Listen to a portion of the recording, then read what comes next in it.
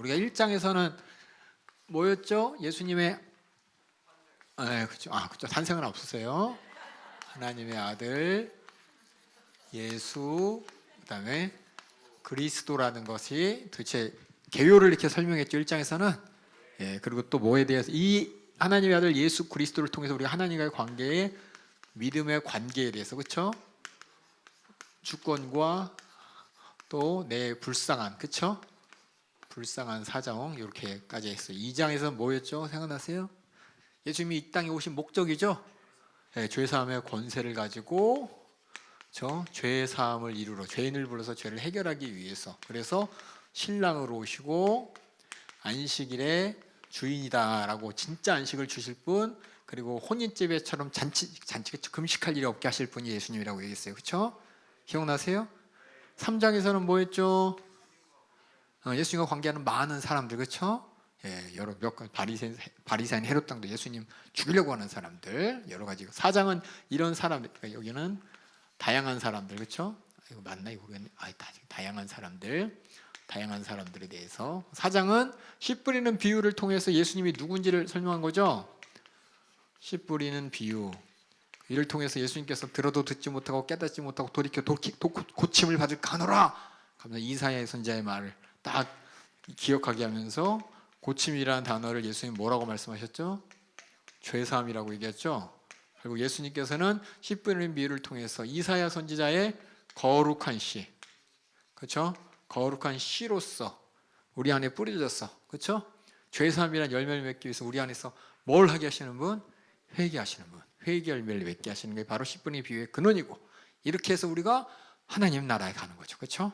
천국이 하나님의 심판의 대상이 아니라 우리는 하나님 나라의 구원의 대상이 될 수 있는 그 복음이 어떻게 전해질지, 그렇죠? 어떻게 나타날지에 대해서 여러 가지 비유를 통해서 그리고 천국 비유,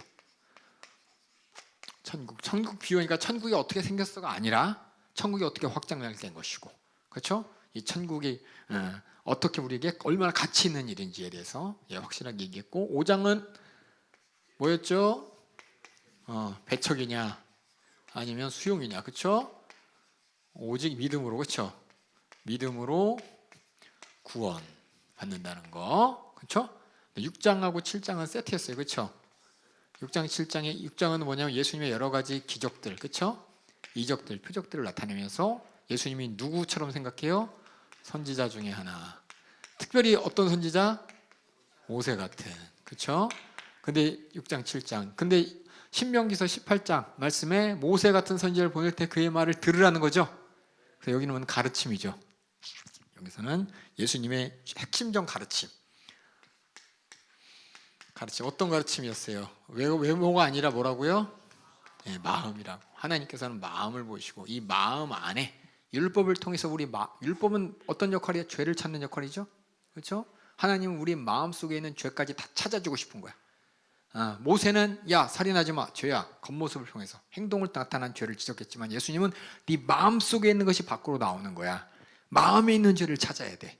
이게 정말 온전히 율법과 선지자를 이루는 거야 라면서 율법이 외모라면 예수님은 율법은 정신은 바로 네 마음 속에 있는 하나님이 시원한 죄를 찾으라는 것이고 그것을 회개케 하기 위해 예수님이 오셨다고 이 마음을 강조했어요. 그래서 여기까지 이제 쭉 하면서 마지막으로 여기 하나 예수님께서 이 모든 것을 보면서 탄식 한번 하셨어요. 그렇죠? 탄식하셨죠? 그렇죠? 탄식을 하셨어요. 야, 왜 이렇게 얘네들이 마음을 모르니까 고르반이나 하고, 그렇죠? 사람의 계명을 사람의 유전을 하나님의 계명보다 더 중요시 여기는 이걸 보면서 고르반 하면서 탄식하시고, 그렇죠? 탄식하시면서 귀놓고 어누른 자를 이렇게 열어주시면서 내가 이렇게 말하게 해줄게, 내가 이렇게 듣게 해줄게 했더니 탄식. 그래서 우리 이 예수님의 누구시고 예수님 뭐 하시는 분이고, 그렇죠? 예수님 우리에게 주시고자 하는 것이 무엇인지 이 복음에 대한 것을 예수님이 그렇게 보여주고 말해줘도 알지 못하는 사람에 탄식하면서 이제 이 탄식이 이제 세 가지가 나와. 그래서 8장 하나, 9장 하나, 10장에 이 세 가지 탄식을 오늘 보면서 어떻게 예수님께서는 고쳐주실 것인지 이 탄식을 함께 살펴보도록 하겠습니다. 8장에 보면 에피소드가 몇 개인지 볼게요. 4,000명을 먹이셨어요. 갑자기 또 이 오병이어의 그죠? 재판이 나왔어요. 그다음에 표적을 구하는 시대, 바리새인들의 헤롯 땅의 누릇, 그리고 벳세다의 망인을 고치심, 베드로의 신앙 고백을 잘 알고 있는 첫 번째 순환 예고를 해서 8장 한번 다 같이 보도록 하겠습니다. 4천 명 먹이심, 우리 오병이어 다 일어나 기억하죠? 5천 명 먹인 사건을 기억하고 다시 한번 보겠습니다. 읽어주세요. 그 즈음이 언제쯤일까요? 그 즈음이 언제? 요 앞에 살짝 컨닝해봐. 예수님 지금 어디 계세요? 아니 그 즈음 앞에 보니까 7장 앞에 그 즈음. 예수님 지금 어디 있어요? 갈릴리 호숫가인데 유대인 지역이에요? 이방인 지역이에요? 그렇지. 오병이어와 사천여의 차이, 4,000명, 5,000명 먹이신 사건, 4,000명 먹이신 사건 차이가 뭐냐? 어디냔 말이에요. 5,000명 오병이어 사건은 유대인 지역에서, 4,000명 사건은 이방인 지역에서. 알았어요? 그냥 이게 의미가 뭐냐? 예수님께서 이 땅에 오셔서 예수님의 복음을 전할 대상은 유대인들이 생각할 때는 우리만이라고 생각했지만 예수님은 모든 사람에게 복음을 전하셨어요. 모든 사람이 똑같이 선지자로서의 모습, 모든 사람에게 모세가 말씀하시고 모세가 얘기했던 대로 내 뒤에 오는 나 같은 선지자가 가르친 말씀을 들으라 할 때 들어야 될 대상이 모든 사람이란 말이에요. 이방인이죠. 유대인뿐만 아니라 이방인 포함한 우리 모두가 들어야 될 말이에요. 하나님께서 우리 모두에게 원하시는 것은 모두의 죄를 찾기를 원하시는 것이고 우리 모두가 하나님 앞에 불쌍한 심정에 이 죄를 내 안에서 찾아가길 원하시는 거예요. 유대인뿐만 아니라 4,000명 먹이신 사건 읽어주세요. 그 즈음에 또 큰 무리가 있어 먹을 것이 없는지라 예수께서 제자들을 불러 이르시되 내가 무리를 불쌍히 여기노라. 이방인 지역 사람 포함해서요. 그다음 읽어주세요. 저희가 나와 함께 있은지 이미 사흘임에 먹을 것이 없도다. 만일 내가 저희를 굶겨 집으로 보내면 길에서 기진하리라. 그 중에서는 멀리서 온 사람도 있느니라. 제자들이 대답하되 이 광야에서 어디서 떡을 얻어 이 사람들로 배부르게 할 수 있으리이까. 예수께서 물으시되 너희에게 떡 몇 개나 있느냐. 가로되 7이로소이다 하거늘 예수께서 무리를 명하사 땅에 앉게 하시고 떡 7개를 가지사 축사하시고 떼어 제자들에게 주어 그 앞에 놓게 하시니 제자들이 무리 앞에 놓더라. 또 작은 생선 2어마리가 있는지라 이에 축복하시고 명하사 이것도 그 앞에 놓게 하시니 배불리 먹고 남은 조각 7광주리를 거두었으며 사람은 약 4,000명이었더라. 예수께서 저희를 흩어보내시고 곧 제자들과 함께 배에 오르사 달마누다 지방으로 가시니라. 여기 보면 이제 밑에 썼죠. 이방인 지역에서의 오병이어 같은 이적. 그들도 불쌍히 여기시던 예수님. 그게 바로 예수님이 이 땅에 오셔서 이게 뭐냐면 이거는 그 당시 바리새인과 유대인들이 생각하지 못하는 거야. 유대인들이나 바리새인들이 그리스도를 기다릴 때 그 그리스도는 어떤 그리스도냐? 자기들만의 그리스도입니다. 이방인을 위한 그리스도가 아니야. 유대인들만을 위한 그리스도고 하나님의 백성을만을 위한 그리스도지 모든 사람을 위한 그리스도가 아닌데 예수님은 지금 뭐예요? 이방 땅 돌아다니면서 그렇죠? 이적도 베푸시고 또 말씀도 전하시고 이런 걸 보는 거예요. 그래서 11장에 한번 읽어주세요. 11장에 그래서 바리새인들이 읽어주세요. 바리새인들이 나와서 예수께 힐난하며 그를 시험하여 왜 힐난을 하느냐? 당신이 그리스도로 거룩한 하나님의 구원자로서 거룩하면 더 아까 얘기했잖아. 수로보니게 여자한테 얘기한 것처럼 개 같은 우리 유대인들이 생각할 때 정말 사람 취급도 안 하지 이방인들에게 가서 사역하고 이방인들 만나고 이방인 지역에 다니고 이방인 사람 병 고쳐주고 이거 당신이 그리스도라고 하면서 당신이 하나님이 보낸 모세 같은 그 선지자라고 하면서 어떻게 이럴 수가 있냐라면서 힐난하는 거예요. 힐난하면서 읽어주세요. 그를 시험하여 하늘로서 오는 표적을 구하거늘 진짜 당신이 하늘로서 오는 표적이 뭐냐면 그리스도 맞냐 이거예요. 당신 정말 하나님이 보낸 사람 맞냐 이거예요. 그랬더니 12절 읽어주세요. 예수께서 마음속에 깊이 탄식하시며 가라사대 어찌하여 이 세대가 표적을 구하느냐. 내가 진실로 너희에게 이르노니 이 세대에게 표적을 주시지 아니하리라 하시고 저희를 떠나 다시 배에 올라 건너편으로 가시니라. 표적. 주 예수님께서는 아까 마태복음 6장에 선지자로서 모세가 그쵸 얘기했던 나와 같은 선지자를 보내리라는 그 표적을 다 보여주셨어요. 그쵸? 물리로 걷는 사건도 제자들이 보고 또 여러 병들도 고치고 오병이어 사건을 통해서 보여주고 헤롯 왕이 볼 때 야 이거 침례요한이 살아난 거 아니야 할 정도로 그런 선지자로 사람들이 다 알고 있는데 당신이 그렇다면 이미 다 보여줬는데 그렇죠? 이미 다 예수님께서는 모세가 얘기했던 그죠? 그 뒤에 그들을 구원할 그리스도로서의 모습을 다 보여주는데 바리새인들이 이방인 지역 다니면서 힐난하면서 지금 진짜 맞아? 표적 보여줘. 예수님의 심정이 어땠을까? 이미 보여줬어 다. 이미 사람들이 다 알 수 있도록 다 보여줬는데도 불구하고 또 표적 보여달라는 바리새인들의 이 도전. 왜 바리새인들이 인정하기 싫거든. 그들만의 그리스도. 이왕이면 좀 거룩한 그리스도. 이왕이면 예루살렘 출신이면 좋겠는데 나사렛 출신이야. 갈릴리에서 사역해. 뭐 나사렛 출신 목수, 갈릴리 사역 그렇다 쳐. 그런데 이방인 지역까지 돌아다니면서 하나님 말씀을 전하고 또 이렇게 하는 거 보면서 답답한 거예요. 그러니까 신란하면서 그러니까 인정 안 하는 거예요. 인정 안 하면서 정말 모세가 얘기했던 대로 그 증언, 그렇죠? 그 표적 좀 제대로 좀 보여봐. 그랬더니 이미 다 보여줬잖아. 예수님의 심정이 이거예요. 이미 어떻게 더 다 보여줘? 내가 보여줘도 못 보는 거 안 할란다. 너희들은 안 보여준다. 그렇게 말씀하시면서 배에 올라 다시 건너편으로 가리라. 그래서 표적을 보여달라는 말에 탄식하는 거예요. 이 배경을 모르면 뭐냐면 바리새인들하고 그냥 안 친한가 보다라고 하지만 앞에 얘기했지만 이미 하나님은 예수님 다 보여주셨습니다. 그렇죠? 아까 6장에서 다 확인했죠? 그 앞에서도 예수님께서 다 확인했어요. 그 다음에 14절 읽어주세요. 제자들이 떡 가져오기를 잊었음에 배에 떡 한 개밖에 저희에게 없더라. 예수께서 경계하여 가라사대 삼가 바리새인들의 누룩과 헤롯의 누룩을 주의하라 하신대 제자들이 서로 의논하기를 이는 우리에게 떡이 없음이로다 하거늘. 이게 뭔 뜻이냐면 제자들은 몰라. 바리새인의 누룩과 헤롯의 누룩. 헤롯이라는 것은 이거 헤롯 당이에요. 헤롯이라니까 이방인이 아니라 헤롯 땅. 아까 있잖아. 바리새인하고 예루살렘의 유력자들 헤롯 땅. 제사장이나 서기관 이런 사람들은 예수님을 인정하기 싫어했다 그랬죠. 이런 사람들이 이제 불신앙을 하니까 그들의 누룩을 주의해라. 왜냐면 바리새인들이 또 얘기했지만 예루살렘에 있는 서기관들이 예수님이 귀신 쫓아내는 거 보고 친척들한테 뭐라 그랬어요? 뭐라 그랬어요? 귀신의 왕 쫓아낸다고 막 엉뚱한 얘기하고, 그렇죠? 예수님을 그냥 끌어내리고 성령 회방하고. 그게 뭐냐면 예수님이 분명히 사역하시면서 가르치시면서 이미 다 구약의 말씀이 이루어지는 예언대로 온 분이라는 걸 다 나타내는데도 믿지 않고 이렇게 힐난하고 믿지 않는 그 불신앙, 그것 너 주의하라. 그것이 전염되지 않게. 예수님의 친척들이 그거 듣고서 그런가? 라고 했던 것처럼 걔네들 말에 너희들이 나를 만나고 내 목소리를 듣고 내가 한 이적을 보면서 하나님께서 예언한 그리스도로서 선지자들이 예언한 그리스도로 내가 너희들의 그리스도라고 인정하는 것, 또 그리스도의 말을 들으라는 그 말 들어야 되는 거, 이것 들을 필요 없다. 이건 마왕의 왕 바알세불이 하는 일이라는 이런 불신앙을 주장하는 그들의 말 주의하라는 거예요. 이미 다 보여줬는데. 그랬더니 제자들이 하는 말이 우리 떡 없는데 엉뚱한 얘기하는 거야. 제자들의 관심은 뭐냐? 떡. 그렇죠? 머릿속에 계속 잔상이 남아있는 거예요.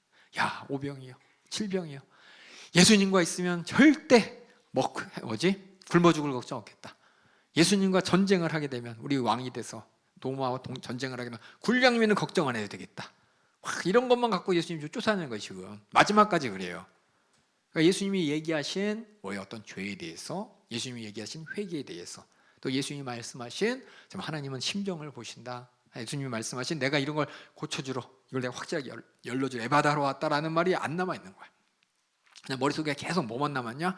야, 예수님 쫓아다니면 로마 제국에서 독립하게 되고 이 땅에서 정말 다윗 왕과 같이 솔로몬 시대같이 찬란한 하나님의 나라, 하나님의 백성이 이루어지는 나라, 지상왕국이 이루어지겠다. 그거만 계속 있으니까는 갑자기 예수님이 바리새인 누룩과 헤롯의 누룩을 주의해라. 혹시 바리새인 누룩이 이렇게 왔다 갔다 하면서 우리가 갖고 있는 빵, 곰팡이 있을까 봐, 야, 곰팡이 잘 나게 떡 지켜, 이 얘기인 줄 생각하면서 야, 우리 떡 없는데? 떡 준비 안 했는데? 아까 7바구니 남았다 그랬잖아요. 그렇죠? 맞죠? 맞나요? 몇 광주리? 7광주리 남았잖아요. 그렇죠? 그거 챙겨올 걸 안 챙겨왔네 괜히. 이 엉뚱한 걱정하고 있는 거야. 그러니까 예수님하고 제자들하고 지금 포인트가 틀려요. 그렇죠? 가치는 있는데, 가치는 다니는데 예수님이 권세를 줘서 병도 고치고 귀신 떠내보내고 또 이렇게 전도도 하고 같이 하는데 포인트가 틀려. 그럼 예수님이 하신 말씀 못 알아들어요. 야, 떡 지켜야 돼. 떡 없다고 혼내는 거 아니야. 예수님 우리가 떡 많은 줄 알고 떡 잘 관리해 이 말 했는데 우리 떡 없는데 어떻게 해? 라고 하는 거야. 읽어주세요. 17절.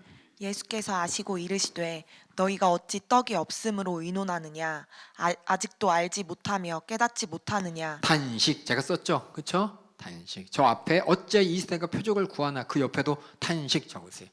그래서 8장은 계속해서 예수님이 탄식해. 탄식을 왜 하나 잘 보세요. 이게 8장의 내용이에요. 그 다음에 읽어주세요. 18절. 너희가 눈이 있어도 보지 못하며 귀가 있어도 듣지 못하느냐 또 기억지 못하느냐 내가 떡 5개를 5,000명에게 떼어줄 때에 조각 몇 바구니를 거두었느냐 가로되 12이니이다 또 7개를 4,000명에게 떼어줄 때에 조각 몇 광주리를 거두었느냐 가로되 7이니이다. 이 말은 뭐냐면 야 내가 그 떡 가지고 너희들한테 뭐라고 하는 거야? 지금 물어보는 거예요. 떡 가지고 내가 기도했더니 광주리에 이렇게 남을 정도로 이렇게 떡이 넘쳐나는 이적을 보내주는데 너희들한테 떡 없다고 내가 혼날 사람으로 혼내는 것 같이는 보이냐? 그럼 얘기하는 거야 똑같이. 그 다음에 읽어주세요. 가라사대 아직도 깨닫지 못하느냐 하시니라. 뭘 깨달아야 돼요? 예? 지금 불신앙을 주시하는 거야. 예수님을 통해서 가르치신 그 마음, 우리 심령 가운데 죄를 찾고 회개하라는 그 복음은 무관심하고 그저 그냥 떡떡떡떡하는 이 제자들, 바리새인과 헤롯이 예수님을 인정하지 않으면서 막 시험하면서 예수님의 말씀을 무시하는 그거 너 주의하라. 그런 말들에 동요하지 말아라. 그들이 육신으로는 권세자예요. 바리새인들, 저 헤롯 당들 지도자예요. 지도자. 우리나라로 치면 국무총리니 저쪽 대통령이니, 대통령은 아니지만 국무총리니 사회적으로 영향력 있는 그런 사람들이야. 그런 사람들이 한마디 하면 사람들이 혹 넘어가잖아요. 그렇죠? 그것처럼 조심해라. 근데 예수님 그 말을 그들의 누룩을 조심해라. 그들이 나를 오해하는 거, 나를 믿지 않는 그 불신앙 조심해라. 그 엉뚱한 얘기하는데 너 아직도 나랑 내가 무슨 얘기하는지 모르겠어? 라고 지금 예수님이 지금 탄식하는 거예요. 아직도 깨닫지 못하느냐? 예수님이 누군지, 예수님이 이 땅에 왜 오셨는지, 예수님이 무슨 말씀 하시는지 깨닫지 못하는 그들을 탄식하는 게 지금 8장이네요. 8장이네요. 그래서 아까 전에 여기 나왔잖아요. 떡 7개로 4,000명 떼어줄 때 이 얘기했잖아요. 그렇죠? 그러니까 한 번 더 8장 처음에는 예수님께서 어떤 분 오병이어처럼 그렇죠? 모세 같은 선지자요. 또 하나님 모세가 얘기했던 약속했던 나 같은 선지자요. 또 선지자들이 얘기했던 그리스도라는 걸 얘기하고 있는데 지금 못 알아먹고 있으니까 이렇게 4,000명 먹이신 얘기까지 들썩이면서 5,000명 먹인 얘기도 들썩이면서 아직도 나가 누군지 모르겠냐? 아직도 모르겠죠? 그렇죠? 6장에 있던 내용 그렇죠? 모르겠냐? 그리고 탄식하는 거예요. 그 말은 뭐냐면 예수님 충분히 자기 자신이 누구인지 다 나타나셨어요. 이적을 통해서 그들이 알고 있는 구약의 말씀을 하고 거룩한 씨라는 그렇죠? 비유를 통해서 또 말씀하시고 충분히 예수님이 이 땅에 죄의 사함을 위해 오셨고 그리스도로 오셨고 하나님의 아들로 오셨고 근데 바리새인들이 한다는 얘기가 하늘로 쏜 표적 보여달라고 충분히 했는데도 엉뚱한 얘기하고 그러니까 답답한 거예요. 답답한 거예요. 그다음 22절 또 읽어주세요.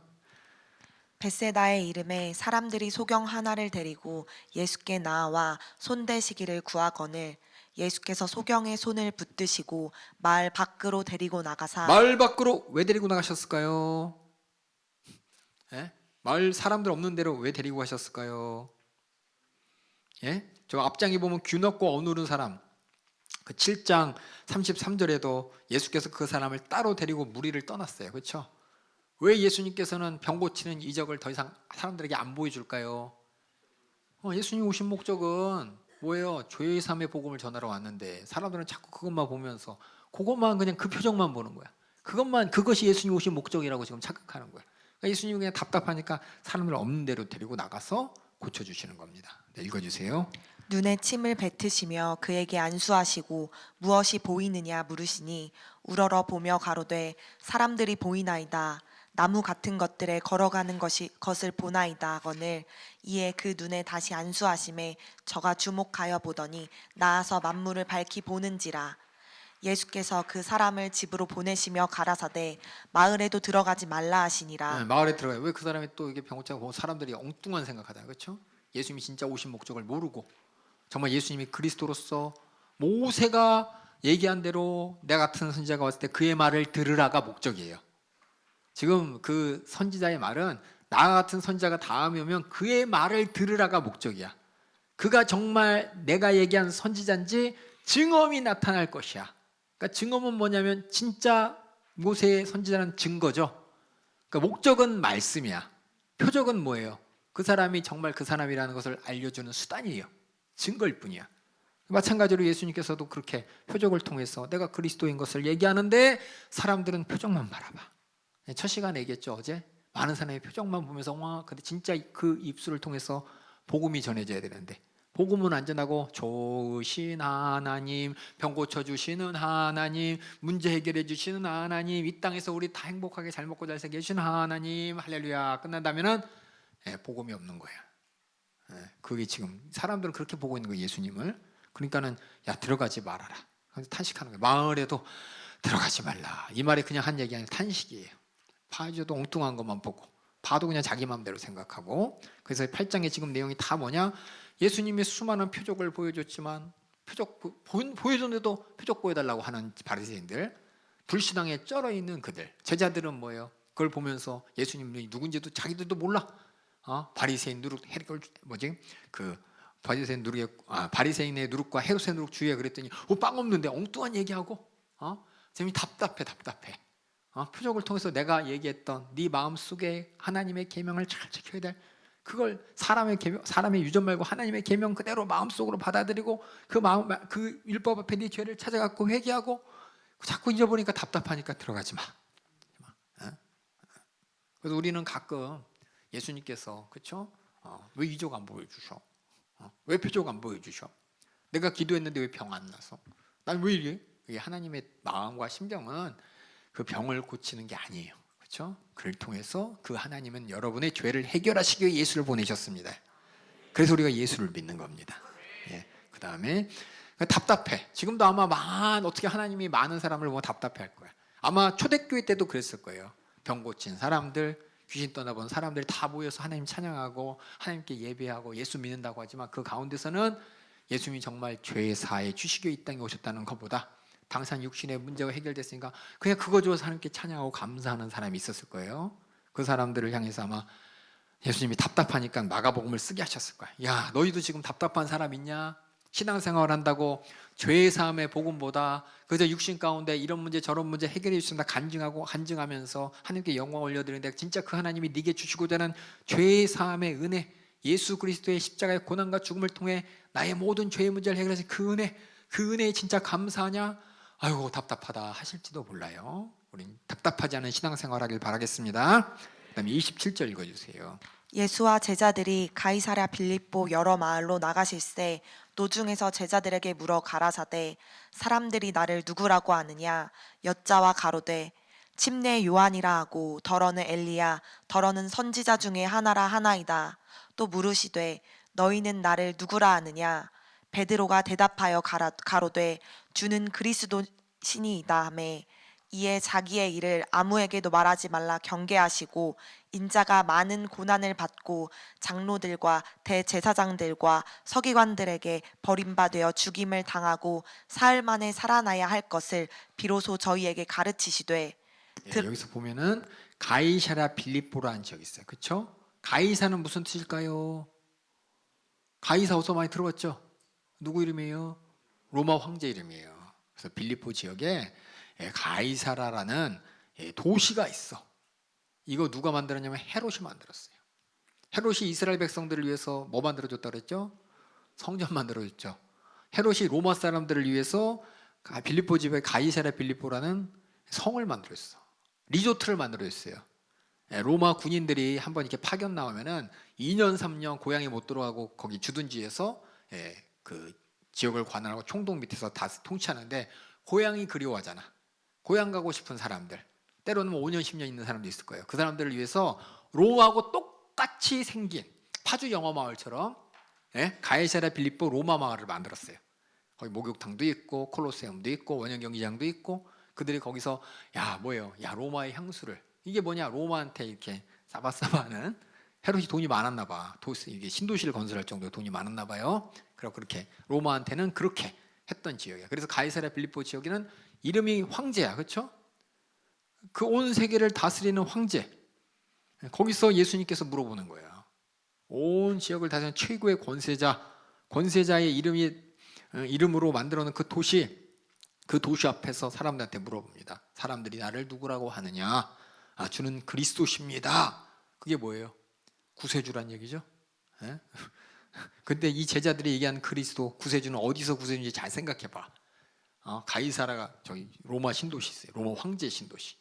예수님이 너 누구라고 생각하느냐? 그럼 제자들이 지나가면서 야, 저 로마 신도시, 저 황제의 도시, 야, 우리 예수님이 나중에 확 해갖고 나중에 이름을 바꿔야겠다. 뭘로 예수, 뭐 지저스, 뭐 빌리보를 바꿔야 뭐 어떤 상상을 했지 몰라.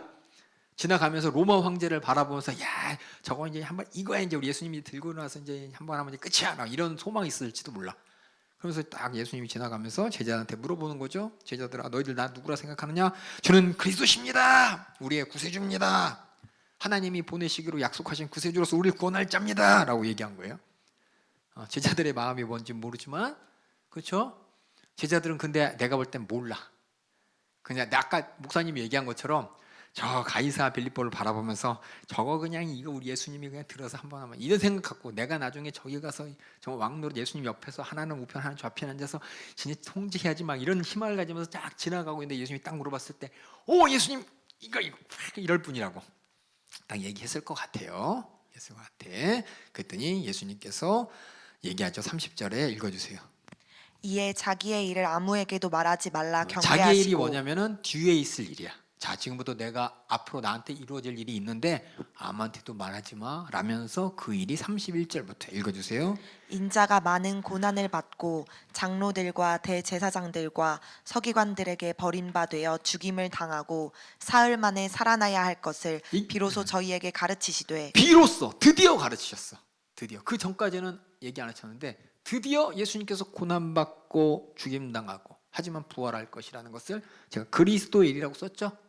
예수님이 그리스도로서 구원자로서 하실 일이 무엇인지 비로소 가르쳐 주셨어요. 이렇게 되는 거야. 그리스도는 이렇게 되는 거야. 그때 32절에 뭐라 그래요? 읽어주세요. 드러내놓고 이 말씀을 하시니 베드로가 예수를 붙들고 가늠해. 안 되지 예수님. 저 가이사라 빌립보에게 팍팍하고 그리스도로서 우리의 구원주가 되는데 왜 고난받고 왜 죽고 부활은 또 뭔 얘기야? 라고 얘기하는 거야 베드로가. 무슨 말씀이야? 이 상황을 이해가시죠?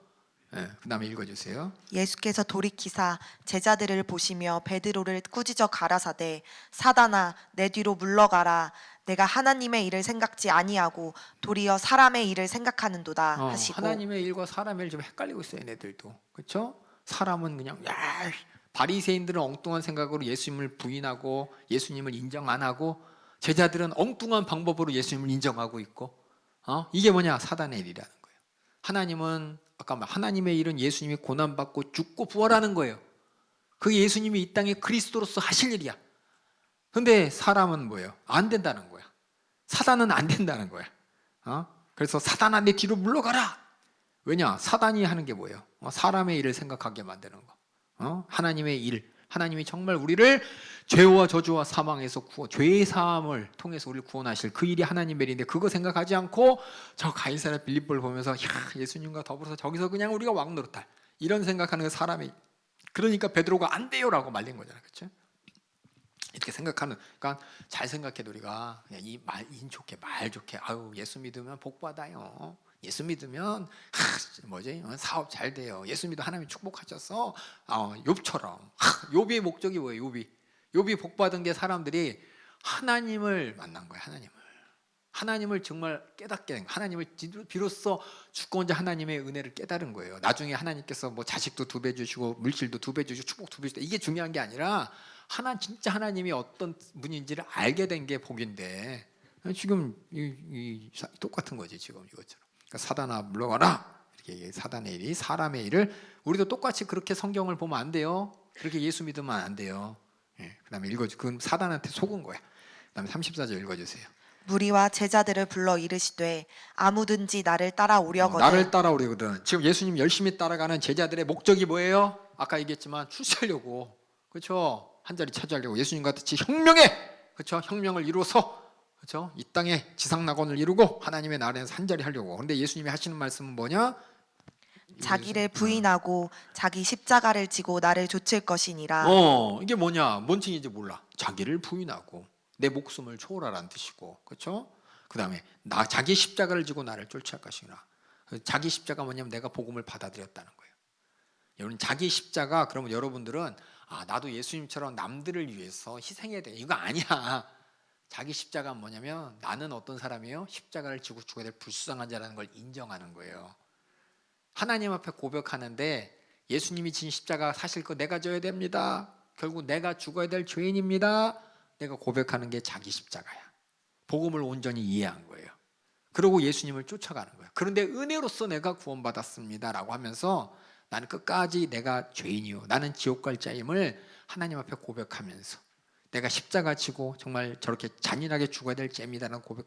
이때는 제자들은 모르죠. 예수님이 하신 말씀이 뭔지 몰라. 근데 예수님이 지금 가르쳐 주신 거야. 너희들이 나를 따라오려거든 저 가이사랴 빌립보 지방에서 너희가 로마 황제처럼 왕노릇하는 그런 모습을 따라가는 게 아니라 너희들이 내가 고난받았던, 내가 나를 부인하고 십자가에 죽었던, 고난당하고 죽었던 그 길 네가 알고 왜 그랬는지를 알고 이해하고 쫓아와야 돼. 네가 얼마나 불쌍한지를 알고 너 때문에 십자가 졌다는 거, 네 십자가라는 걸 이해하고 그렇게 네가 나를 따라와야 돼 라면서 이게 뭐냐? 제자의 일이를 얘기하는 거예요. 그 다음 읽어주세요.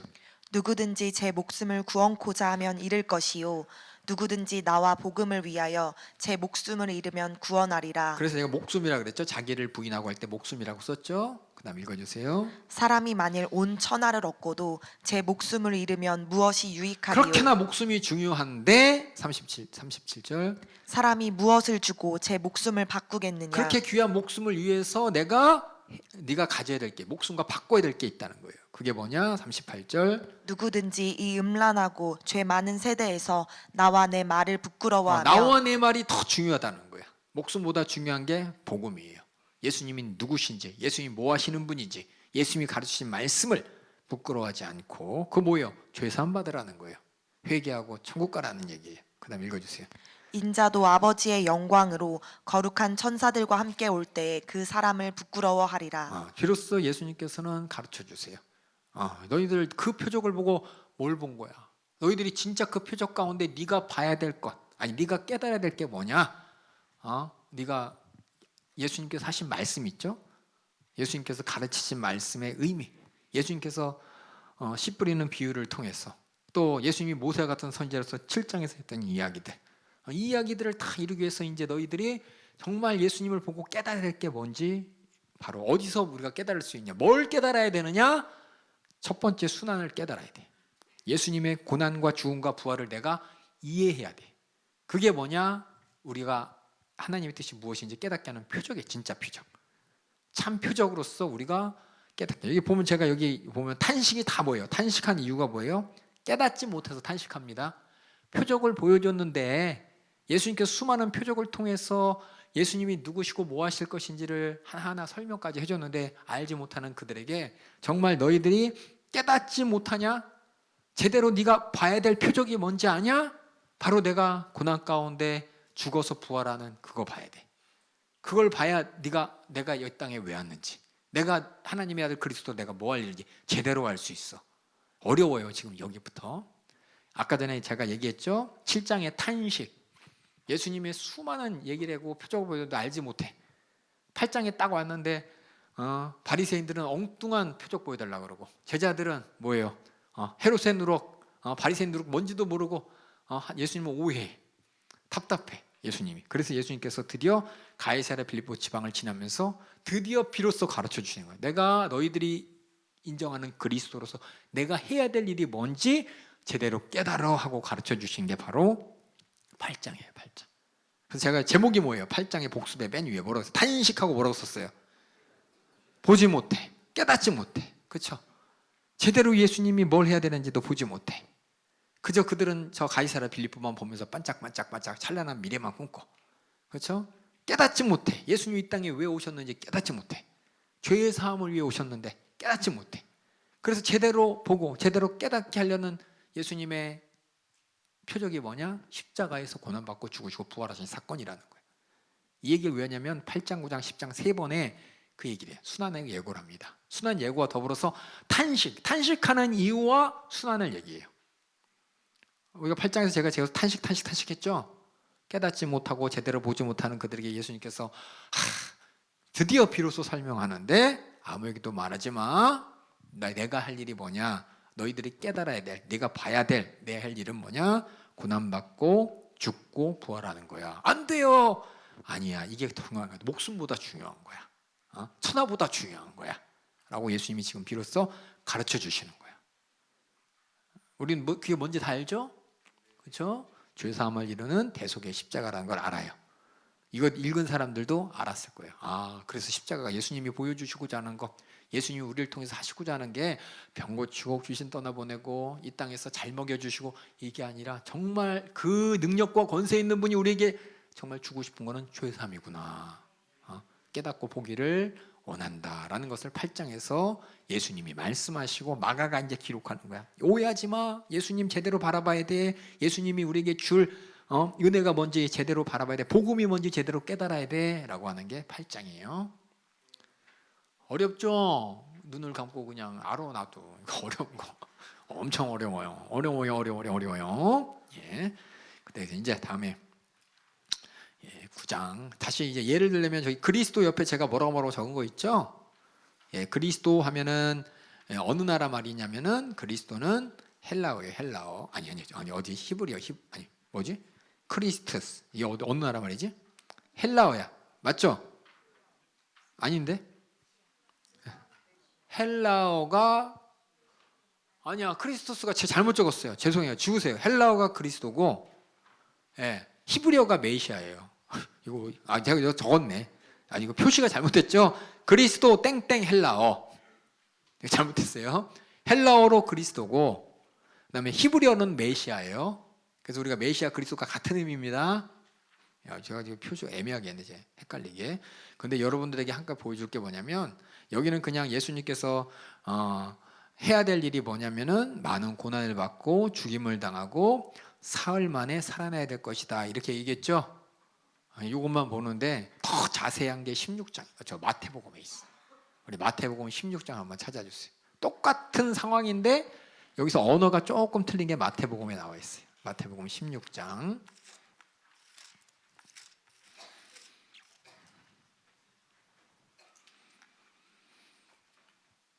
자, 16장 볼게요. 16장에 보면은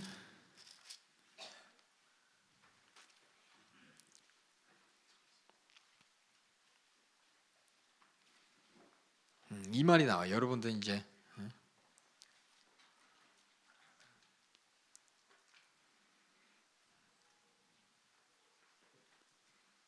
여기서 이제 16장에 베드로의 신앙 고백 앞에 베드로한테 예수님께서 고백했잖아요. 주는 그리스도입니다라고 할 때 바요나 시모나 내가 복이 있도다. 이것을 알게 하신 하나님이시다. 이거 마태복음에 나오죠. 그러면서 내가 네 반석에 교회를 세울 것이다. 그러면서 음부의 권세가 이기지 못하리라라고 했잖아요. 그렇죠? 그러니까 우리가 고백하는 베드로는 잘못 고백해서 베드로의 고백은 예수님이 원하시는 고백은 아니지만 나중에 그렇게 고백하는 자, 깨닫고 고백하는 자들이 어떤 사람들이냐? 음부의 세계를 이기는 이 교회라는 거예요. 교회. 그래서 여기는 안 나와 있지만은 그리스도로서 하실 일이 뭐냐? 음부의 권세에서 우리를 구원하실 일. 고백하는 자들이 다 음부의 권세에서 이기게 하시는 일이라는 걸 여러분이 하고 싶어서 말씀드리고 싶었어요. 여기서는 그냥 이렇게만 나왔지만은 사실 음부의 권세, 죄의 역사, 마귀 역사까지 다 나왔다는 거 여러분 나중에 마태복음 16장 적어 놓으시고 나중에 비교하시면서 확인해 주시기 바랍니다. 예, 그다음에 9장 읽을게요. 9장.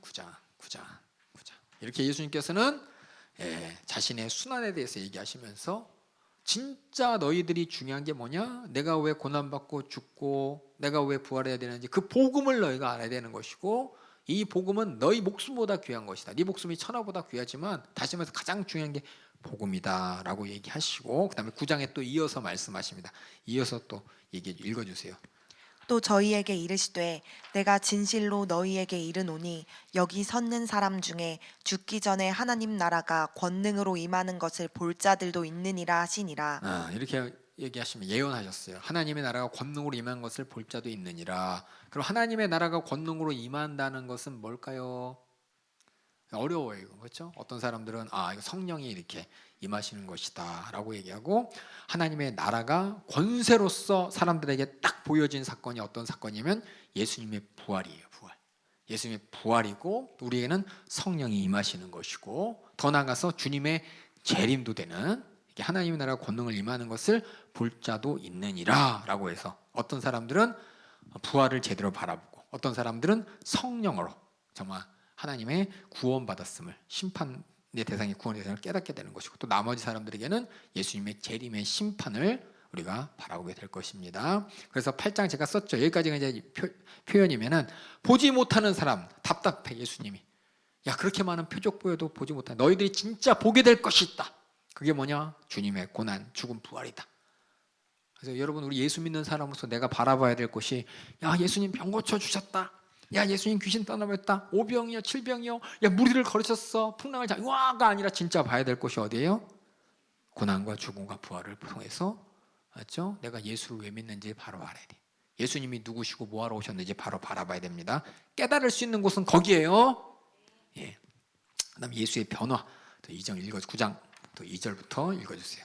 엿새 후에 예수께서 베드로와 야고보와 요한을 데리시고 따로 높은 산에 올라가셨더니 저희 앞에서 변형되사 그 옷이 광채가 나며 세상에서 빨래하는 자가 그렇게 희게 할 수 없을 만큼 심히 희어졌더라. 여기 보면은 하얘졌다 그러니까는 빛으로 이렇게 효과를 하는데 이거 영적인 겁니다. 희해졌다는 얘기는 티가 없다는 것, 죄가 없다는 것, 거룩하게 변하셨다는 거예요. 죄가 없으신 하나님 앞에 우리 인간이 딱 나가면 어떻게 되는지 아는 사람? 우리 죽어요, 죽어. 왜냐하면 우린 죽는다는 얘기는 그 하나님의 거룩함 앞에 우리 스스로 하나님이 거룩한 내 앞에서 이렇게 부끄럽게 있는 게 아니라 그런 얘기가 나오지만 실상 우리가 영적으로 보면은 거룩함, 빛 앞에 어둠이 팍 사라지죠. 그처럼 하나님의 거룩 앞에 우리는 그 앞에 설 수가 없어서 하나님 없는 곳으로 확 떨어지는 거야. 그게 뭐냐? 우리 인간이 하나님을 대할 때 그래서 무서운 거야. 벌벌 떠는 거야. 그게 지옥의 심판인 걸 알기 때문에 내 영혼이. 그래서 지금 예수님께서 그래서 뭐예요? 모세가 어떻게 했어요? 모세가 하나님 앞에 설 때 벌벌벌 떨잖아. 그뿐만 아니라 모세가 얼굴에 광채, 율법을 가지고 내렸을 때 얼굴에 광채되니까는 사람들이 막 벌벌벌 떨어. 이스라엘 백성들이 무서워서 하나님의 영광의 광채라고 했어. 무서워서. 왜? 거룩함 앞에 자기의 안에 있는 죄가 막 소리치니까 무서워서. 그러니까 수건으로 이렇게 얼굴을 가리는 장면이 구약에 나옵니다. 그것처럼 예수님께서 이렇게 변화됐어요. 그 다음에 4절 읽어주세요. 이에 엘리야가 모세와 함께 저희에게 나타나 예수로 더불어 말씀하거늘 말씀하셨대. 무슨 말씀하셨을까요? 누가복음 9장 31절 보겠습니다. 여기는 안 나오지만 누가복음 9장 31절에 예수님이 엘리야와 변화됐는데 모세, 엘리야, 그렇죠? 예수님께서 그 얘기했던 그 선지자, 예수님과 비교했던 그 선지자들 그들과 얘기를 하는데 누가복음 9장 31절에 뭐라고 얘기합니까? 읽어주세요. 여기 화면 봐. 이건 9장 31절 시작. 영광 중에 나타나서 장차 예수께서 예루살렘에서 별세하실 것을 말씀할세. 별세가 무슨 뜻이야? 돌아가실 거. 얘기하는 거예요. 이게 뭔 얘기야? 이거 지금 무슨 얘기인지 아시겠죠? 지금 포커스는 8장, 9장, 10장의 포커스는 예수님이 고난받고 죽고 부활하시는 거야. 그래서 이 얘기를 하는 거예요. 근데 베드로가 9장 이제 5절부터 읽어주세요. 베드로가 예수께 고하되 랍비여 우리가 여기 있는 것이 좋사오니 우리가 초막 셋을 쥐되 하나는 주를 위하여 하나는 모세를 위하여 하나는 엘리야를 위하여 하사이다 하니. 베드로는 그냥 이 땅에 소망이 있는 거예요. 이 땅에서 모세와 엘리야와 예수님과 더불어서 하나님 나라 이루면 좋겠습니다라고 얘기하는 거예요. 6절에 보니까 이는 저희가 심히 무서워하므로. 무서워한다는 게 영광의 거룩하신 예수님의 광채 앞에 무서운 것이고 그러니까 자기가 한다는 얘기가 그저 이 땅에서 조막 재고 같이 살아요 이 얘기야. 읽어주세요. 저가 무슨 말을 하는지 알지 못함이더라. 마침 구름이 와서 저희를 덮으며 구름 속에서 소리가 나되 이는 내 사랑하는 아들이니 너희는 저의 말을 들으라 하는지라. 그러니까 하나님께서 말씀하셨죠. 하나님의 아들 예수 그리스도라고 얘기하셨고 여기도 너희는 저의 말을 들으라 그랬죠. 아까 모세의 예언처럼 예수님의 말씀을 잘 들어야 되는데 제대로 못 들으니까 요 앞에서 그냥 깨닫지 못하고 제대로 보지 못하는 그들에게 이제 너희들이 예수님의 별세, 그렇죠? 예루살렘이 죽을 것을 보게 되면 너희들이 깨닫게 될 것이다 라고 8장에서 얘기했다면 여기서도 변화된 상태에서 또한 하나님께서 똑같이 말씀하셨습니다. 그 다음에 읽어주세요. 문득 둘러보니 아무도 보이지 아니하고 오직 예수와 자기들 뿐이었더라. 저희가 산에서 내려올 때에 예수께서 경계하시되 인자가 죽은 자 가운데서 살아날 때까지는 본 것을 아무에게도 이르지 말라 하시니 저희가 이 말씀을 마음에 두며 서로 문의하되 죽은 자 가운데서 살아나는 것이 무엇일까 하고 이게 뭐냐면 진짜 아까 8장에서 얘기했던 우리가 봐야 될 표적이야. 정말 예수님이 누구고 뭐 하시는 분인지 깨달게 되는 이 표적이라는 겁니다. 그때까지는 몰라. 몰라요. 죽은 자 가운데 살아났다는 뜻이 뭘까요? 죽은 자 가운데 살아났다. 이거 딴 말로 음부의 권세를 이겼다는 거예요. 사망 권세를 이기신 정말 예수님이 우리에게 주신 승리예요, 승리. 그래서 우리가 예수 믿는 거예요. 예수님이 만약에 부활하지 않았다면은 예수 믿고 죄 사함 받았다는 증거가 없어요. 예수 믿고 우리도 똑같이 그냥 죽는 거 아니야? 근데 예수님 부활한 걸 보면서 우리도 부활할 것이라는 소망을 갖게 돼요. 우리도 사망 권세를 이길 것이라는 확실한 약속을 갖게 되는 겁니다. 그 다음에 읽어주세요. 11절에. 이에 예수께 묻자와 가로되 어찌하여 서기관들이 엘리야가 먼저 와야 하리라 하나이까 가라사대 엘리야가 과연 먼저 와서 모든 것을 회복하거니와 어찌 인자에 대하여 기록하기를 많은 고난을 받고 멸시를 당하리라 하였느냐. 이게 뭐냐면 누가복음 1장 17절에 볼게요. 서기관들이 하는 얘기가 1장 17절이에요. 한번 누가복음 1장 17절 한번 읽어보세요. 시작. 읽어주세요. 1장 17절 그냥 읽어주세요. 저기 대표로 누가복음 1장 17절 그 옆에 있는 말씀. 저가 또 엘리야의 심령과 능력으로 주 앞에 앞서가서 아비의 마음을 자식에게 거스리는 자를 의인의 슬기에 돌아오게 하고 주를 위하여 세운 백성을 예비하리라. 이게 누구 얘기예요? 침례 요한 얘기죠. 서기관들이 뭘 알고 있느냐? 성경 말씀을 잘 알아. 성경 말씀에 그리스도가 오기 전에 침례에 와서 해야 될 일이 뭐냐면 여기 써 있어요. 그렇죠? 침례 요한이 해야 될 일이 뭐냐면 앞에 있는 것처럼 엘리야의 심령과 능력으로 주 앞에 가서 아비의 마음을 자식에게 거스르는 자를 의한 슬기에 돌아오게 회개케 한단 말이야. 회개함으로 말미암아 주님 앞에 설 백성으로 만드는 게 누구냐? 엘리야가 해야 될 일이야. 그래서 엘리야가 회개를 할 때 수많은 사람들이 와서 회개했잖아요. 그렇죠? 그 침례 받았잖아. 그렇죠? 이게 뭐냐면 이렇게 성경에서 써 있는 대로 엘리야가 했지 않았냐. 서기관들이 주님 앞에 와서 침례 요한이 해야 될 일이 무엇인지는 정확하게 알아. 근데 먼저 뭐냐? 성경에 있는 그리스도가 와서 해야 될 일에 대해서는 알지를 못해요. 그리스도가 할 일이 뭔데? 여기 썼잖아요. 뭐라고요? 많은 고난을 받고 멸시를 당한다는 시편의 말과 이사야의 선지자. 이거에 대한 얘기 안 해요. 왜냐하면 서기관들도 누굴 기다려요? 어떤 메시아를 기다려요? 어떤 메시아? 로마 가이사랴 빌립보 거기를 확 무너뜨리고, 그렇죠?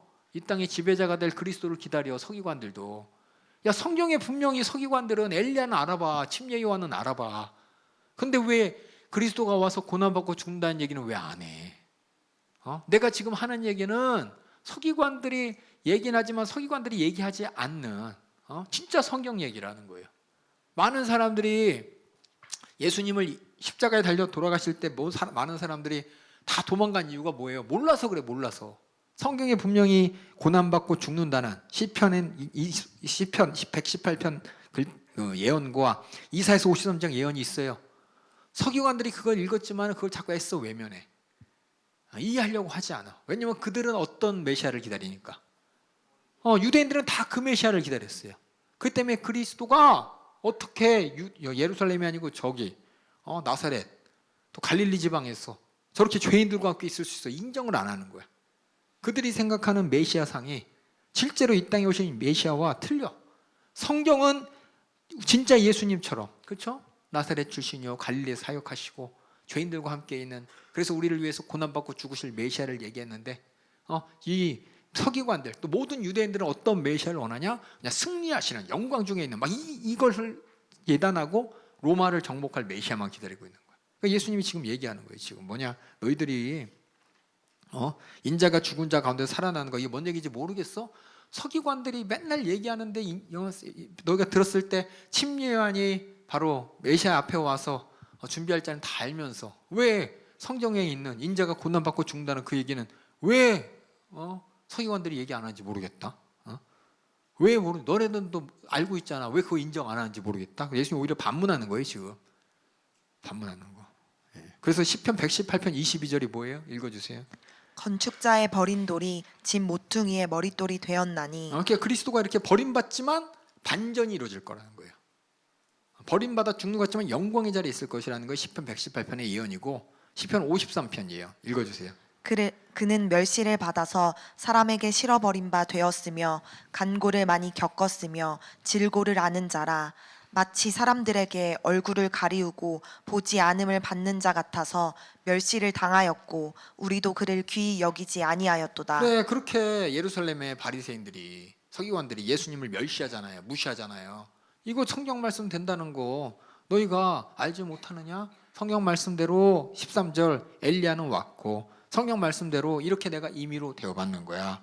그럼 예수님이 자기 자신에 대해서 지금 말씀하고 계세요. 내가 그 성경에서 얘기한 그리스도고 그리스도가 고난받고 죽는다는 거 이거 성경 말씀대로 될 거야.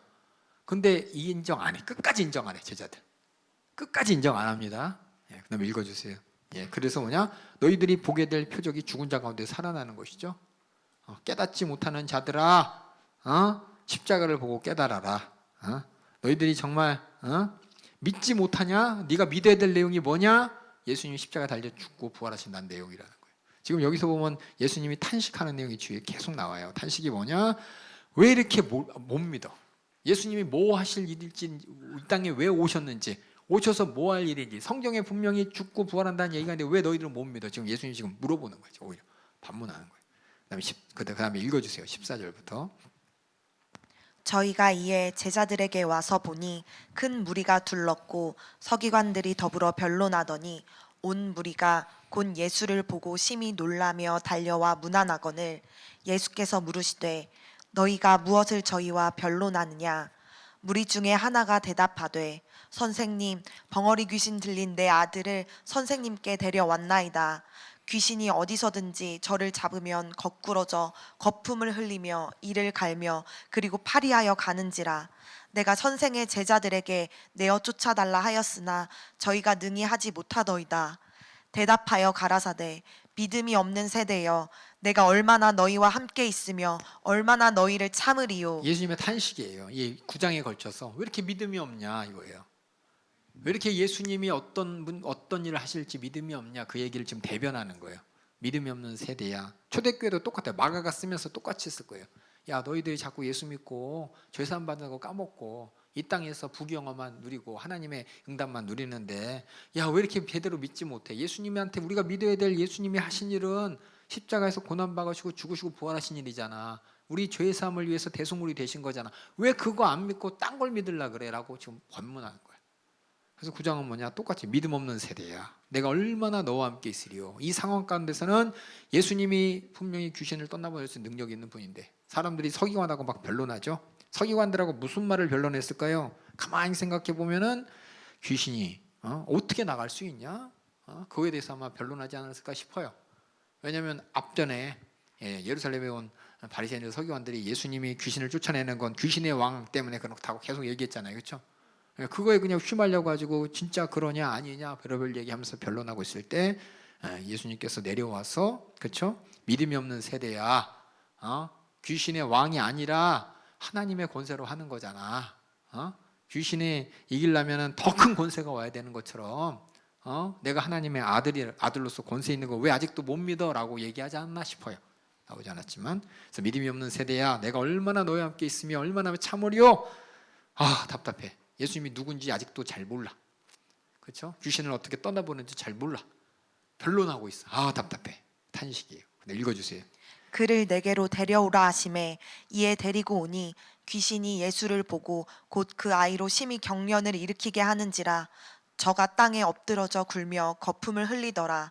예수께서 그 아비에게 물으시되 언제부터 이렇게 되었느냐 하시니 가로되 어릴 때부터니이다. 귀신이 저를 죽이려고 불과 물에 자주 던졌나이다. 그러나 무엇을 하실 수 있거든 우리를 불쌍히 여기사 도와주옵소서. 예수께서 이르시되 할 수 있거든이 무슨 말이냐? 믿는 자에게는 능치 못할 일이 없느니라 하시니. 보면 예수님 앞에 나왔던 많은 사람이 불쌍히 여겨주세요까지는 했어요. 그렇죠? 근데 다들 원하시면 당신은 할 수 있습니다. 분명히 할 수 있습니다. 믿음이라 했었는데 이 사람은 혹시 할 수 있거든이라고 했죠. 그러니까 예수님이 막 믿지 못하는 것을 보면서 막 탄식하면서 할 수 있거든이 무슨 말이냐? 제대로 믿어. 인정해. 믿어야 일이 일어나지. 능치 못함이 없느니라 하면서 또 믿음 없음을 탄식하십니다. 그래서 계속해서 반복하면서 왜 탄식하시나? 여러분이 8장, 9장, 10장을 읽으면서 생각해봐. 예수님이 왜 이렇게 답답해 하시나? 뭐 때문에 답답해 하시나? 그 다음에 읽어주세요. 곧 그 아이의 아비가 소리를 질러 가로되 내가 믿나이다 나의 믿음 없는 것을 도와주소서 하더라. 예수께서 물 위에 달려 모이는 것을 보시고 그 더러운 귀신을 꾸짖어 가라사대 벙어리 되고 귀먹은 귀신아 내가 내게 명하노니 그 아이에게서 나오고 다시 들어가지 말라 하시매 귀신이 소리 지르며 아이로 심히 경련을 일으키게 하고 나가니 그 아이가 죽은 것 같이 되어 많은 사람이 말하기를 죽었다 하나 예수께서 그 손을 잡아 일으키시니 이에 일어서니라. 집에 들어가심에 제자들이 종용이 묻자오되 우리는 어찌하여 능히 그 귀신을 쫓아내지 못하였나이까. 이르시되 기도 외에는 다른 것으로는 이런 유가 나갈 수 없느니라 하시니라. 그냥 기도 아닙니다. 믿음의 기도입니다. 아까 얘기했죠. 믿음에 대해서 믿음은 주님을 인정하는 것이고 그 앞에 나는 불쌍한 자로서 긍휼을 받을 자임을 하지만 하나님께서 원하시면 하실 수 있다는 걸 내가 인정하는 게 믿음이고 이런 기도가 이렇게 이루어져야 돼요. 그래야 응답받는 거지. 예? 믿음의 기도로 이렇게 하나님께서 불쌍한 귀신 들린 자를 귀신에서 자유케 하시고 병든 자를 고쳐주시는데 이런 마음과 이런 믿음 없이 그냥 할 수 있거든 혹시 되면 좋고요 안 좋고요 이런 거는 믿음에 하나님이 일하실 수 없는 것이고 믿음이 아니라 그래서 지금 보면은 제가 밑에 썼죠. 지금 귀신 들린 아이를 고치시는 걸 보게 되면서 예수님께서는 지금 탄식하고 계시죠. 탄식의 이유가 믿음 없어서 탄식하시는 거예요. 그러니까 여러분들도 진짜 내가 믿음이 있나 없나 주님의 탄식거리가 되지 않길 주님의 이름 부탁드리겠습니다. 그 다음에 또 읽어주세요. 그곳을 떠나 갈릴리 가운데로 지날새 예수께서 아무에게도 알리고자 아니하시니 이는 제자들을 가르치시며 또 인자가 사람들의 손에 넘기워 죽임을 당하고 죽은 지 3일 만에 살아나리라는 것을 말씀하시는 연고더라. 그러나 제자들은 이 말씀을 깨닫지 못하고 묻기도 무서워하더라. 그렇죠? 진짜 주님이 원하시는 믿음이 아니라 자기들이 원하는 신념을 가지고 쫓아가니까 아니 예수님하고 진짜 이 땅에서 땅땅거리면 잘 살아야 되는데 자꾸 예수님이 죽는다고 하고 자꾸 이렇게 단호하게 얘기하고 왜 이렇게 모르냐고 탄식하시고 꾸짖으시고 그러니까는 무서워서 이렇게 하는 믿음 없는 모습을 우리가 보게 됩니다. 제자들의. 하지만 예수님께서는 계속해서 가르쳐 주세요. 믿음 없는 그들에게 진짜 믿어야 될 게 뭔지, 믿음의 내용이 뭔지, 깨달아야 될 내용이 뭔지는 요 8장인 것이고 믿어야 될 내용은 9장인 것입니다. 깨달아야 될 예수님이 누구시고 뭐 하시러 오셨냐를 깨닫는 게 우리가 깨달아야 할 내용이고 그렇다면은 우리가 예수님을 우리가 믿어야 될 내용, 예수님의 고난이 왜 고난 받으셨나, 예수님이 왜 죽으셨나, 예수님의 부활로서 우리는 뭘 가졌냐 이거 확실하게 믿어야 됩니다. 그 다음에 읽어주세요. 33절. 가버나움에 이르러 집에 계실새 제자들에게 물으시되 너희가 노중에서 서로 토론한 것이 무엇이냐 하시되 저희가 잠잠하니 이는 노중에서 서로 누가 크냐 하고 쟁론하였음이라. 아주 그냥 답답하죠 예수님의. 그렇죠? 자꾸 자기들 출세할 생각만 하고 있어요. 예수님 쫓아다니면서. 읽어주세요. 예수께서 앉으사 12 제자를 불러서 이르시되 아무든지 첫째가 되고자 하면 무사람의 끝이 되며 무사람을 섬기는 자가 되어야 하리라 하시고 어린아이 하나를 데려다가 그들 가운데 세우시고 안으시며 제자들에게 이르시되 누구든지 내 이름으로 이런 어린아이 하나를 영접하면 곧 나를 영접함이요 누구든지 나를 영접하면 나를 영접함이 아니요 나를 보내신 이를 영접함이니라. 잘 보면 내 이름으로라고 했죠. 그 이름의 의미가 뭐라 그랬죠? 우리가 아까 했죠. 죄에서 자기 백성을 구원할 자이심이라 그랬어요. 죄에서 나를 구원하신다는 예수 그리스도의 십자가의 고난과 죽음과 부활을 내가 믿고 영접하는 거예요. 그것을 믿으면은 내가 죄 사함 받았으니까 여기 있는 사람도 그렇게 되길 원하는 거죠. 그렇죠? 그냥 무조건 죄 사함 받은 애 감사해서 내가 정말 사람을 섬기고 우리가 교회 안에서 서로 섬기고 서로 예수 안에서 서로 회개케 하고 죄를 찾고 주님 앞에 기도해서 용서받고 이게 계속해서 우리가 주님 안에서 해야 될 일인데 그리고 그게 예수님의 이름으로 내가 받은 은혜 감사해서 예수님처럼 저 영혼이 천국 가고 죄를 깨닫고 회개하기를 바라면서 우리가 서로 섬기고 서로 영접하는 게 바로 내 이름으로 영접하는 것이고 내 이름으로 섬기는 것인데 이건 이제 자기 마음대로 세상에서는 윤리적으로 도덕적으로 겸손하다 온유하다 이건 예수님의 이름 아니고도 할 수 있잖아요. 나 예수 믿는 사람이라서 내가 당신에게 인본주의적 윤리적으로 이렇게 잘하는 거예요. 예수 믿으면 이렇게 착해져요. 예수 안 믿는 사람도 그만큼 해요. 우리가 정말 착한 일, 예수님이 하신 착한 일, 죄에서 지옥 갈 사람들을 건져내는, 구원하는 그 일, 그런 심정과 마음으로 내가 영접하고 섬기는, 윤리도덕을 초월한 영혼 구원을 위해서 우리가 예수님의 이름으로 섬기는 것, 이게 뭐냐, 이런 사람이 큰 자가 된다는 거예요. 단순히 그냥 열심히 섬기고 윤리적 도덕적으로 알면 안 돼요. 예수님의 이름으로라고 써 있잖아, 그렇죠? 예수님의 이름으로 영접하고 섬기는 게 진짜 우리의 믿음이야. 그냥 이름이 뭔 뜻인지 모르고 섬기는 게 아니라 이름이 뭔 뜻인지 알고 섬기는 거. 이게 이제 진짜 믿음입니다. 그 다음에 38절 읽어주세요. 요한이 예수께 여짜오되 선생님, 여기 요한은 침례 요한 아닙니다. 예수님의 제자 요한이에요. 읽어주세요. 선생님, 우리를 따르지 않는 어떤 자가 주의 이름으로 귀신을 내어 쫓는 것을 우리가 보고 우리를 따르지 아니함으로 금하였나이다. 예수께서 가라사대 금하지 말라. 내 이름을 의탁하여 능한 일을 행하고 즉시로 나를 비방할 자가 없느니라. 우리를 반대하지 않는 자는 우리를 위하는 자니라. 누구든지 너희를 그리스도에게 속한 자라 하여 물 한 그릇을 주면 내가 진실로 너희에게 이르노니 저가 결단코 상을 잃지 않으리라. 또 누구든지 나를 믿는 이 소자 중 하나를 실족해 하면, 여기서 나를 믿는 이 말을 지금 예수님은 계속해서 여기서 내 이름을 갖는, 내 이름으로 하는 이 말하고 똑같은 거예요. 나를 믿는 이 말은 예수의 이름으로 하는, 그냥 말로만 예수 이름이면 예수님의 이름이 무슨 뜻인지 알고 예수님이 그 이름대로 수많은 사람의 죄를 사기 위해 십자가에서 고난받으시고 죽으시고 부활하신 것을 내가 인정하면서, 이게 믿음입니다. 알았죠? 나 교회 다니니까 예수 믿는 사람이니까 내가 착한 일 할게가 아니에요. 알았죠? 나 기독교 종교 탁 했으니까 나는 예수 믿는 사람이니까, 그게 아니라 진짜 그 믿음의 내용이 분명한 채로 섬기고, 믿음의 내용이 분명한 채로 귀신을 떠나보내고, 믿음의 내용이 분명한 채로 소자를 실족하지 않게 하고, 그렇죠? 근데 만약에 그런 이름 있는 사람을 실족해 하면 뭐라 그랬어요? 차라리 연자맷돌을 목에 매대고 바다에 던지는 건 나으니라 그랬죠. 그러니까 이 믿음은 예수의 이름. 우린 그냥 예수 이름을, 많은 사람은 그냥 예수 두 글자가 아니에요. 그 이름 안에 있는 의미, 우리가 믿어야 될 내용이에요. 그 다음 읽어주세요. 만일 내 손이 너를 범죄케 하거든 찍어버리라. 불구자로 영생에 들어가는 것이 두 손을 가지고 지옥 꺼지지 않는 불에 들어가는 것보다 나으니라. 만일 내 발이 너를 범죄케 하거든 찍어버리라. 절뚝발이로 영생에 들어가는 것이 두 발을 가지고 지옥에 던지우는 것보다 나으니라. 만일 내 눈이 너를 범죄케 하거든 빼어버리라.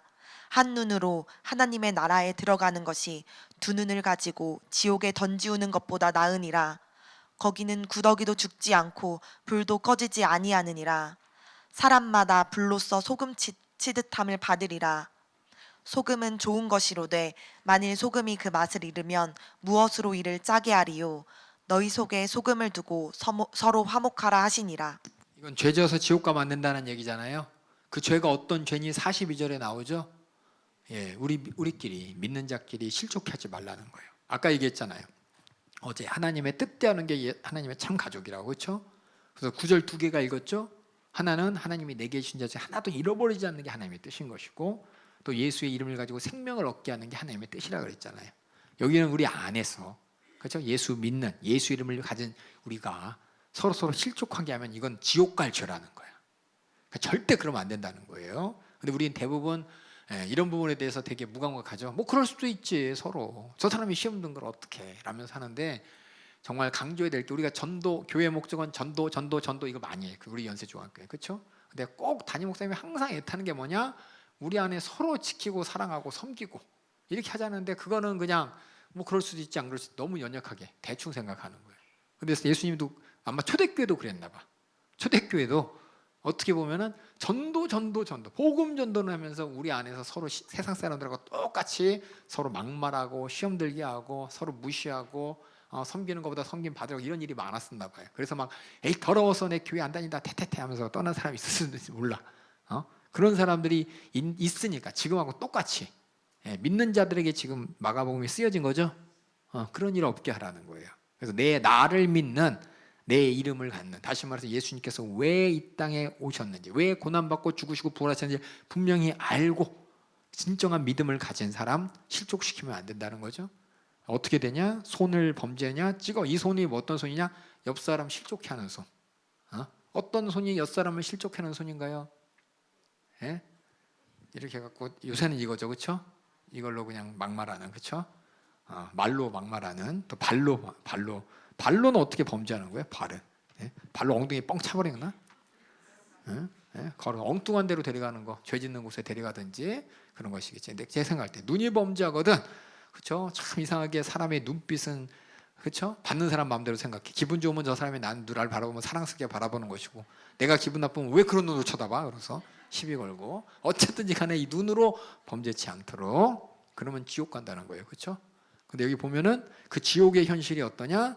사람마다 여기 있죠. 거기는 구더기도 죽지 않고 불도 꺼지지 않는다. 이 말이 그냥 예수님께서 하신 말이 아니라 구약에 보면은 하나님께서 지옥에 대해서 설명하셨어요. 이사야서 66장 24절에 보면은 그리 나가서 내게 패역한 자들의 시체를 볼 것이라. 그 벌레가 죽지 아니하며 그 불이 꺼지지 않으며 모든 혈육에 가증함이 되리라면서 하나님의 심판받은 자들의 모습을 이렇게 표현했어요. 그래서 그 지옥이 이렇게 불과 벌레가 죽지 않은, 이렇게 예수님도 인용하셨어.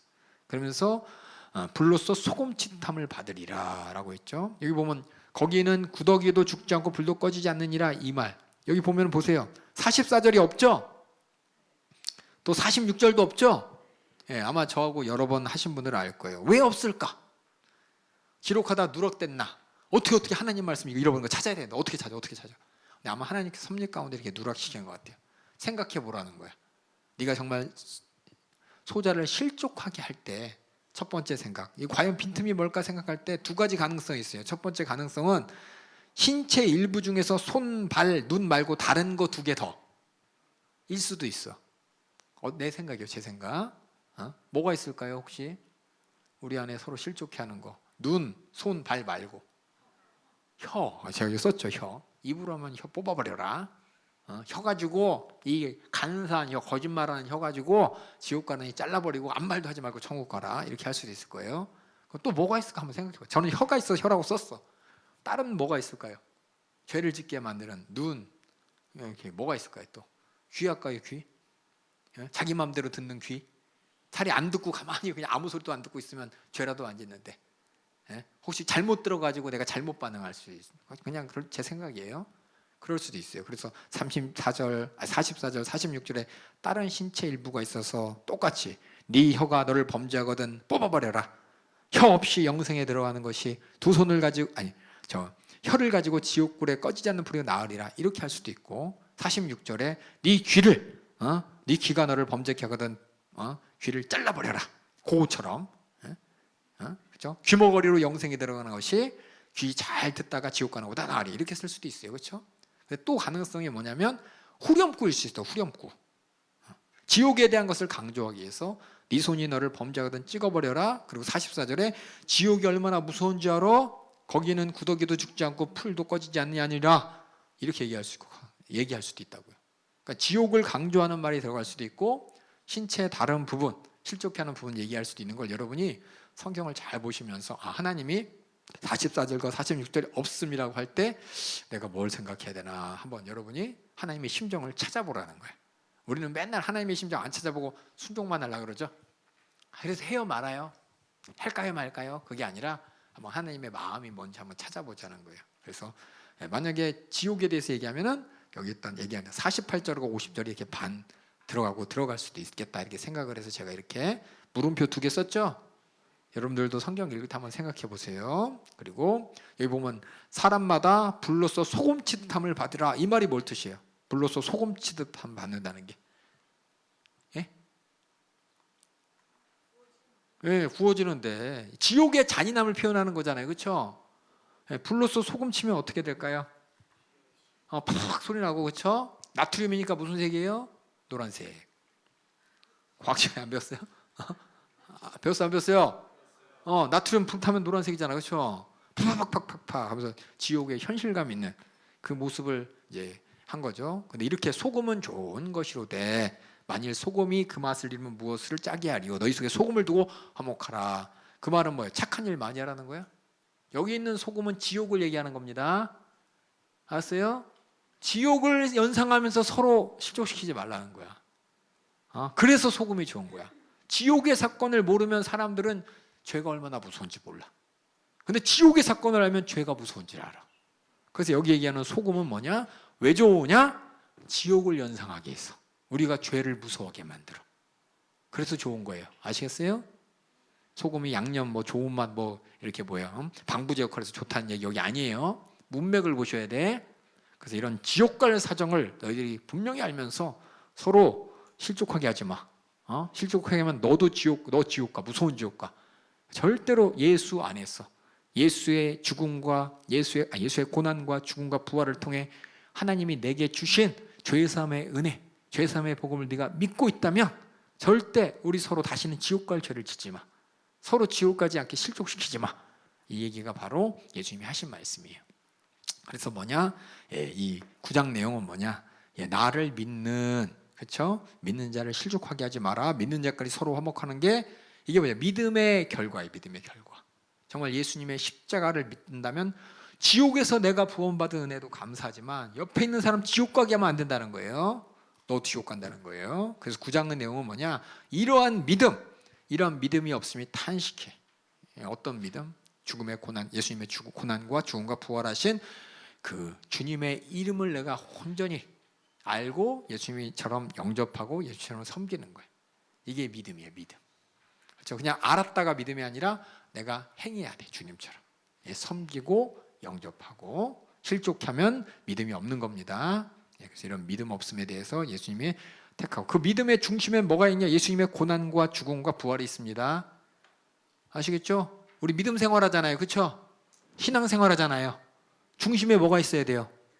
예수님의 고난과 죽음과 부활이 있어야지. 이거 없이 착한 일에 예수님의 고난과 죽음과 이거 없이 예수님은, 내가 맨날 얘기하잖아, 목사님 성도할 때. 예수님은 목자셔요. 선한 목자, 양들을 다 지키시는 그 예수님을 생각하면서 그래, 그 예수님처럼 나도 서로 섬기고 사랑하고 해야지. 이러면은 믿음 아니야.